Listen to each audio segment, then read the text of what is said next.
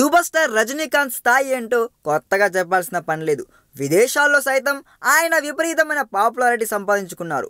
Robo సీక్వెల్తో Rajani పాపులారిటీని మరింత విస్తృతం చేద్దామని చూశాడు డైరెక్టర్ శంకర్.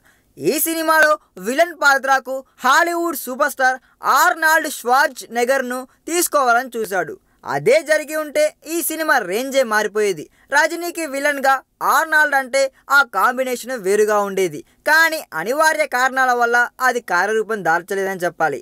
అయితే ఇప్పుడు రజనీ అల్లుడు ధనుష్ సినిమా కోసం ఓ ప్రముఖ హాలీవుడ్ నటుడిని తీసుకురావడానికి ప్రయత్నాలు జరుగుతున్నాయండోయ్.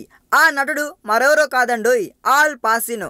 గాడ్ ఫాదర్ సిరీస్ సహా ఎన్నో హాలీవుడ్ సినిమాల్లో నటించి ఆస్కార్ అవార్డు కూడా అందుకున్న ఆల్ పాసినోను పిజ్జా ఫేమ్ కార్తిక్ సుబ్బరాజ్ దర్శకత్వంలో ధనుష్ చేయబోయే కొత్త సినిమా కోసం సంప్రదిస్తున్నారంట.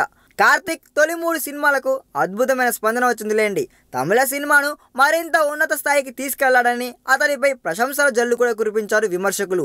ధనుష్తో చేయబోయే సినిమాను మరింత ప్రతిష్టాత్మకంగా భావిస్తూ అదిరిపోయే స్క్రిప్ట్ రెడీ చేశాడంట కార్తిక్. అందులో కీలక పాత్రకు ఆల్ పాసినోను ఒప్పించాలని చూస్తున్నాడంట. కార్తిక్ పాసినోను ఒప్పించగలిగితే ఈ సినిమా రేంజ్ వేరుగా ఉంటుందనడంలో సందేహం లేదు. ఈ వీడియో మీకు నచ్చినట్లయితే సబ్స్క్రైబ్ చేయండి. ఫిలిమి స్టార్స్ బోలెడంత న్యూస్ బోల్డ్గా.